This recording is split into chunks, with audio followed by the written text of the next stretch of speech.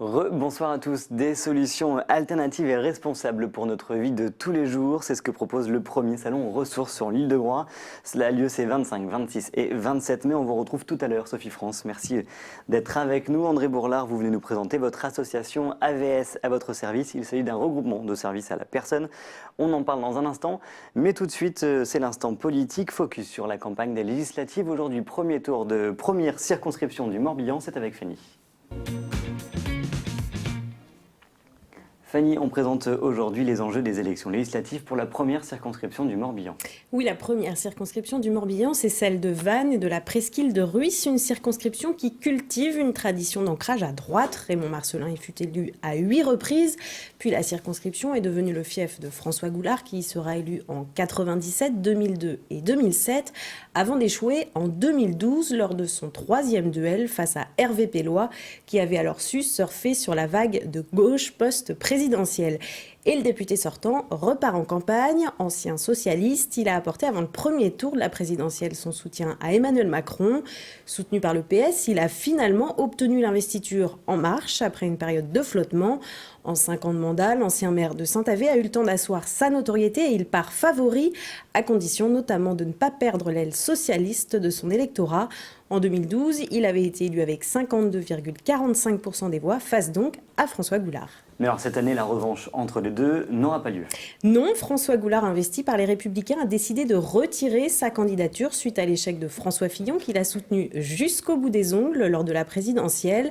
Son parti a dû trouver un plan B en un temps record. Le 9 mai, à 5 semaines du premier tour, les Républicains ont décidé de confier à Christine Penouette la responsabilité d'aller reconquérir cette circonscription.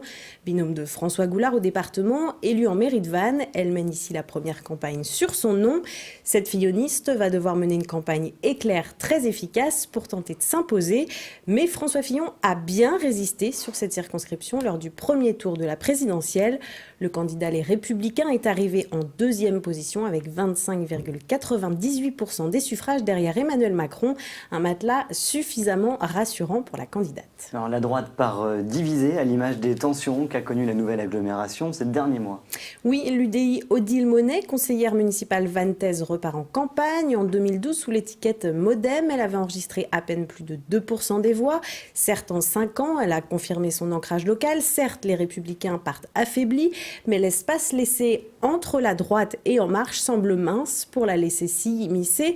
D'autant plus qu'Hortense Le Pape, elle aussi UDI, mais canal dissident, a décidé de se lancer in extremis au dernier jour du dépôt des candidatures, déçue de ne pas avoir obtenu l'investiture En Marche.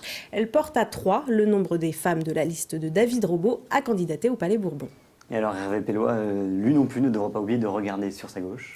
Non, les Verts présentent ici un candidat, Pascal Baudon, conseiller municipal à Radonnay. Et dans cette circonscription, France Insoumise et Parti communiste partent divisés. Malgré une tentative d'accord, Anita Kervadec du Front de gauche repartira de son côté. Face à elle, une jeune candidate efficace, originaire du Morbihan mais arrivée tout droit de Paris pour cette campagne, Céline Ménessès, peu implantée, pourra s'accrocher aux 15% décrochés par le candidat de la France Insoumise lors du premier tour de la présidentielle. Dans ce contexte de dégagisme que l'on connaît, épaulé par Alain Bouxin, bien connu dans le paysage associatif vantais, elle peut espérer réaliser un beau score. Et le Front National, lui, présent dans cette première circonscription, Bertrand Hiragne.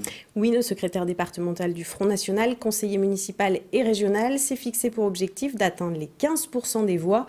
Mais le pari semble osé quand on sait que la candidate d'extrême droite a plafonné à moins de 13% sur cette circonscription. Au total, ils sont 16 candidats sur cette première circonscription. C'est celle du Morbihan qui en compte le plus. Vous découvrez tous leurs visages sur votre écran.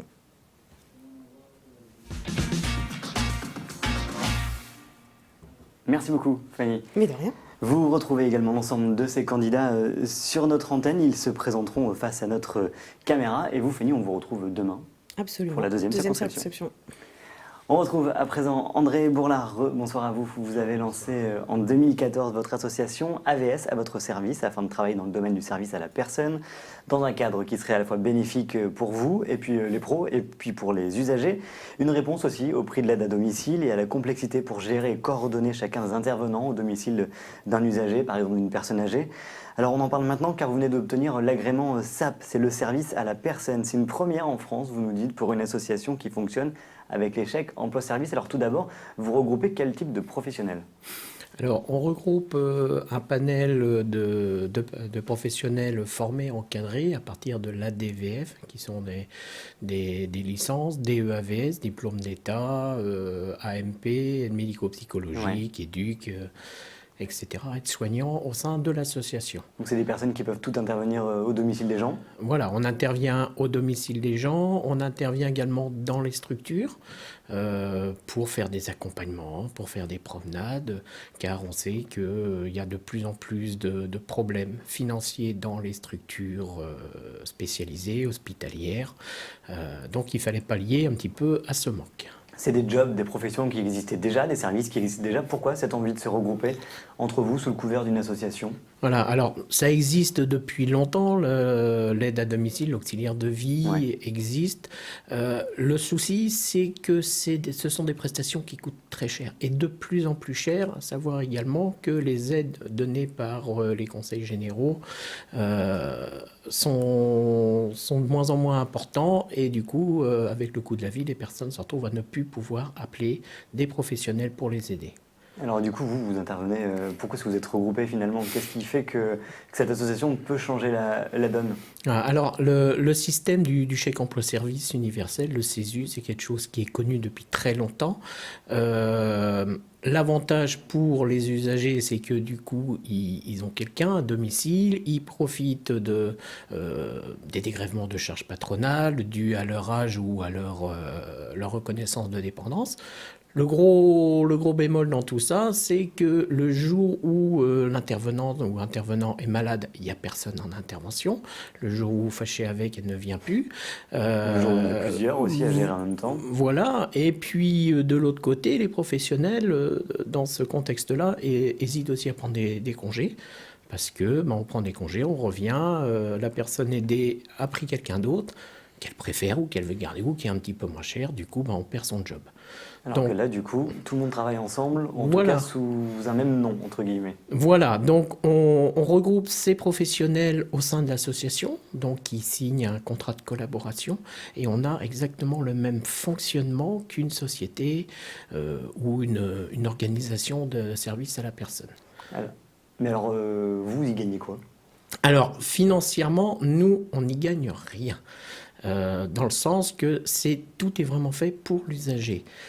L'usager, quand il fait appel à des organisations ou des sociétés déjà implantées, on leur facture donc le salaire de l'intervenant, mais le RSI, qui coûte très cher pour tout le monde, le salaire du dirigeant, le comptable, les locaux, etc. Moi j'ai dit stop à ça, c'est ça qui coûte le plus cher. Donc les gens, on ne leur facture que l'heure de l'intervention et reste à charge à eux de payer les cotisations sociales patronales à l'URSSAF directement. Donc en gros, de manière bénévole avec votre asso, vous gérez, entre guillemets, toutes ces personnes-là. Donc c'est confort, on le voit bien, du coup, on comprend pour les usagers. Pour vous, j'imagine aussi que ça permet d'être un peu moins stressé, un peu moins seul au monde, finalement, face à votre profession et à vos clients, à vos usagers. Voilà. Donc, nous, on gère à titre bénévole, donc essentiellement moi, soutenu par la vice-présidente qui est co-présidente d'Autisme Écoute et Partage, par exemple, qui est très connue, une secrétaire qui est très efficace, une trésorière pareil, mais tout à titre bénévole, et on ne facture pas ça. Donc, on gère tout ça, c'est comme certains m'ont déjà dit, c'est du 2 temps plein dans un seul, mais finalement, c'est gagnant-gagnant pour voilà, pour tout le parce monde, qu'on sait que les usagers maintenant ont le droit, donc les personnes aidées ont le droit à des professionnels à côté, auprès d'eux, et sans se ruiner, voilà, par rapport à des prix parfois exorbitants, mais ça, chacun paye ce qu'il veut et fait ce qu'il veut. Et là, l'avantage, c'est comment vous regroupez tout cela. On va voir justement votre zone d'action. On a fait une carte avec à peu près ce que vous avez dit. Ça ressemble à ça. Voilà, pour l'instant, ça. Voilà, tout à fait. Voilà, j'ai mon doctorat géométrie pour faire un triangle. Voilà. Il y a combien d'usagers en ce moment et combien de professionnels? Actuellement, on est 15 dans l'association, dont 12 intervenants. Et on compte entre 150 et 200 usagers depuis 2004. Eh bien, en tout cas, on peut vous joindre grâce à votre adresse mail avs-à-votre-service@orange.fr. Ça s'affiche en bas de l'écran. Il y a aussi votre numéro de téléphone. Merci à vous, André, d'être venu nous Merci. présenter votre association de services à la personne. Merci à vous. On change totalement de sujet et on prend la mer car toute la semaine on vous embarque sur l'événement nautique morbihanais incontournable, la semaine du golfe du Morbihan, des centaines de bateaux, une belle ambiance et surtout un rendez-vous à ne pas louper. Alors toute la semaine on a laissé voguer nos envoyés spéciaux Johan Lerouzic et Jean-Damien Moget, premier épisode. Carrefour Van vous présente votre émission Semaine du Golfe.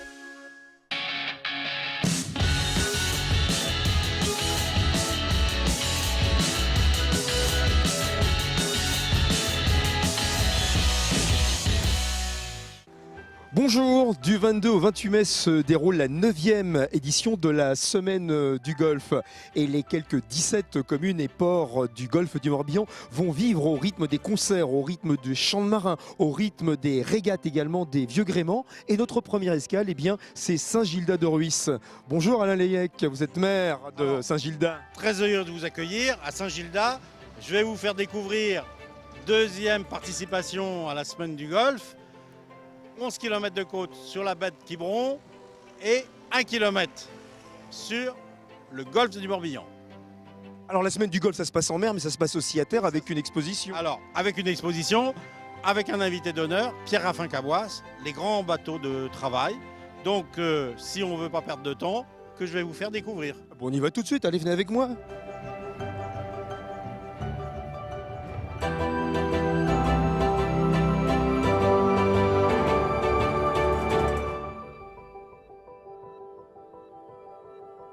Alors là, on arrive dans l'espace Kérusel. Dans l'espace Kérusel. Donc, un grand plaisir de vous accueillir dans cet espace. Donc, et je vais vous présenter Monsieur Yves Rollin, qui va vous dire quelques mots sur cet espace. Alors Yves Rollin, vous êtes adjoint à la culture, vous. Effectivement. Et une exposition dans le cadre de la Semaine du Golfe. Dans le cadre de la Semaine du Golfe, on a eu le plaisir d'inviter Pierre-Raffin Cabouas, qui a accepté, et ça on l'en remercie infiniment.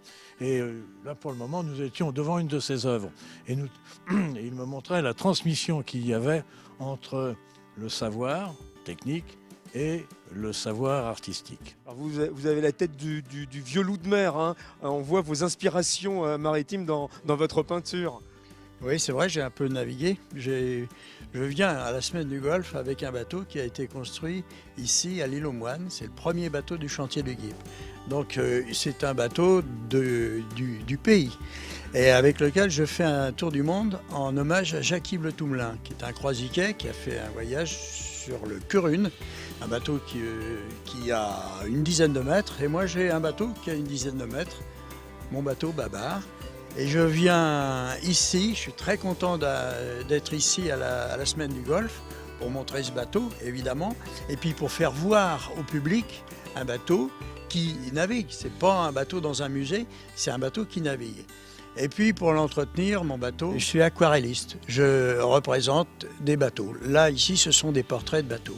Alors évidemment, on est dans l'esprit de la Semaine du Golfe, puisque ce sont des bateaux de travail. Ce sont des bateaux de travail, particulièrement celui-là qui est classé monument historique, qui s'appelle Marthe Roger. Ici, on a dans l'exposition des maquettes, et c'est souvent à partir d'une maquette que je vais pouvoir faire le portrait du bateau. Alors cet espace n'a pas que vocation à la Semaine du Golfe, il se passe beaucoup de choses dans l'année. Ah, dans l'année, bien entendu. Ici, c'est une ancienne école. Donc elle avait le mérite de transmettre le savoir. Et on a voulu que cette transmission existe sur d'autres domaines. Et donc on l'a travaillé pour transmettre dans la culture.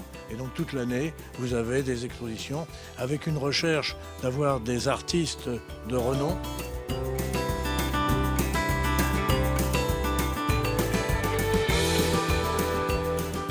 Frédéric Pinel, vous êtes adjoint à l'environnement et à l'agriculture. Alors vous avez une exposition également sur les oiseaux. Voilà, donc c'est une exposition qui se décompose en 5 parties. Donc là, il y a une partie sur Saint-Gildas de Ruisse. Et donc elle concerne l'oiseau en tant que sentinelle fragile de notre littoral. Et là, en l'occurrence, tout ce qui peut la menacer, notamment dans le golfe du Morbihan. Donc il y a 12 panneaux où les gens vont pouvoir découvrir souvent des oiseaux connus de notre territoire. Et les rencontrer un peu mieux au travers de cette exposition. Ce qui fait le lien justement avec la semaine du golf. Exactement, voilà, c'était le clin d'œil aussi. Parce que la semaine du golf, ce sont les bateaux, ce sont tout ce merveilleux univers qu'on a, mais c'est aussi des espèces menacées.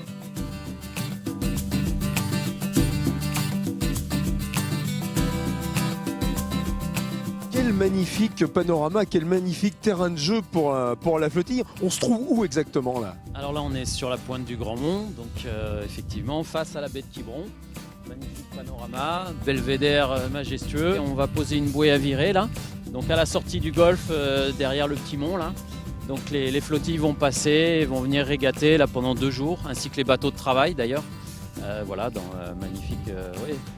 On imagine vraiment un magnifique spectacle. Ouais, puis ça permet aux gens de venir voir sur la plage, bien sûr sur le Grand Mont. Enfin voilà, il y a de la place, les gens sont bien. Et puis ils sont aux premières loges pour voir le spectacle. Et juste derrière nous, alors il va y avoir aussi des animations à terre. Je me retourne vers vous. Voilà, oui. C'est la plage du Rohu, là-bas, donc, où il va y avoir une animation de sortie de bateau de l'école de voile, et également un banc d'huîtres avec une dégustation et un concours d'écaillés, et également aussi baptême de plongée avec une association là, qui est basée sur Arzon. Et cette animation aura lieu vendredi. Donc c'est vendredi, oui. Donc à partir de 10h le matin, une partie le reste de la matinée.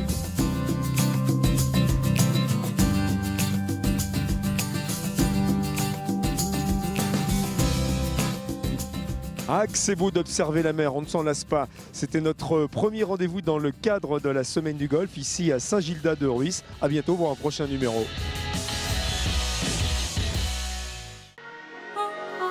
Carrefour Val vous a présenté votre émission Semaine du Golfe. Et tout de suite, c'est l'instant durable. La Ressource à Groix, c'est le nom de votre association, Sophie France, avec votre mari Pascal, vous l'avez lancé il y a 1 an. Artistes tous les deux, naturopathes pour vous également. Vous vous êtes lancé dans cette association pour la promotion de l'art, de la culture, de l'environnement et de la santé. Alors le sujet, il est hyper vaste dit Très comme vaste, ça, ouais. mais pour le lancement, on se rend compte qu'en fait, vous organisez un salon où tout ce petit monde finalement et toutes ces thématiques peuvent se lier. Et quelle était votre envie justement avec la création de ce salon? Ça débute de ce 25 mai jusqu'au 27. Alors, c'est très simple. Je me sens terrienne et je me sens passeuse. Ouais. C'est-à-dire, en fait, j'ai rencontré beaucoup de gens dans ma vie. J'ai toujours adoré la nature. Je pense qu'on est loin du compte avec ce qu'on peut faire. C'est-à-dire que chacun de nous peut mettre en œuvre des tas de choses au quotidien. On n'a pas besoin de grands maîtres à penser. On se relie à la nature et on comprend qu'on en fait partie. Et à ce moment-là, les choses vont bouger. Voilà. Et du coup, on utilise les ressources comme on utilise les salon ressources de manière responsable, raisonnable. Oui, voilà. Et voilà, je suis pas plus vertueuse que les autres. Je suis pas donneuse de leçons, mais je dis seulement que on peut se poser les bonnes questions ensemble. Oui. Et on n'a pas besoin ni d'être dans un parti, ni voilà, c'est juste des êtres humains ensemble qui disent voilà, ben, qu'est-ce qu'on peut faire, qu'est-ce que les gens faisaient, qu'est-ce que toi tu sais faire, voilà. Et là, ça marche quoi. Il y a 8 mois, on a décidé de le monter ce salon, puis voilà, il est là. Il va voir le jour, ça va être ce 25, 26, 27 mai. Alors justement, voilà, vous parlez de solutions, c'est tout un tas de solutions que vous allez présenter au public, beaucoup de moments de discussion, de table ronde, de conférences, de débats, voilà, c'est ça. avec des temps forts, des projections. Premier rendez-vous dès 10h, jeudi 25, le nom du film que vous projetez, c'est Nouveau Monde. Voilà, ça veut tout dire. Nouveau Monde, c'est un beau film. On voit toute la suite des projections un petit aussi, format, mais vraiment, il donne la pêche et il prouve aussi que plein de gens sont en train de faire des tas de choses partout. Ouais. Il y a plein de choses qui se passent en ce moment. Et... Plein de gens mettent en œuvre des tas de choses partout, des autres façons de vivre, des autres façons de penser, se poser des bonnes questions sur l'énergie, parce que les choses ne sont... Il y a la finitude de la Terre, donc il faut se poser la question. Il faut se dire, ben voilà, qu'est-ce que je vais faire? Il y a les enfants derrière. Voilà, on fait quoi pour eux? Vous invitez justement beaucoup de monde pour parler de toutes ces thématiques. Il y a ce film Nouveau Monde, jeudi, vendredi, je crois qu'on parle de l'eau, c'est oui, ça? Là on aussi parle une de thématique hyper importante. Et quand on fait le parallèle avec le focus sur les plantes, sur les énergies renouvelables, sur les constructions écologiques, c'est un véritable finalement état des lieux de nos ressources et de nos utilisations qu'on en fait, quoi, en fait. C'est ça. Et je pense que c'est ce que je dis, chaque personne est sensible forcément. Et c'est assez simple en fait ce salon. Il fait venir sur l'île de Groix parce que c'est un lieu complètement magique. Ouais. Des gens d'ailleurs qui viennent tous gratuitement. Hein. Je dis notre invité d'honneur est Monsieur Francis Allais qui est un éminent botaniste extraordinaire. Ouais. Donc il est là jeudi. Jacques Collin pour l'eau. Enfin, il y a vraiment des gens qui ont dit tout de suite oui, on vient parler parce que c'est simple comme ça. C'est un salon de bout de ficelle entre guillemets. On a commencé, on n'avait rien. On a dit on le fait.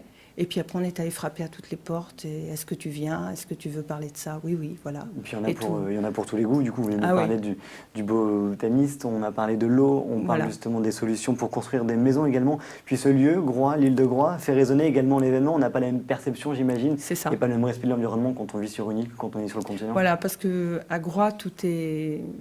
Il y a quelque chose qui se voit beaucoup plus vite au niveau de la nature. Je veux dire, déjà, on est vraiment immergé dans la nature.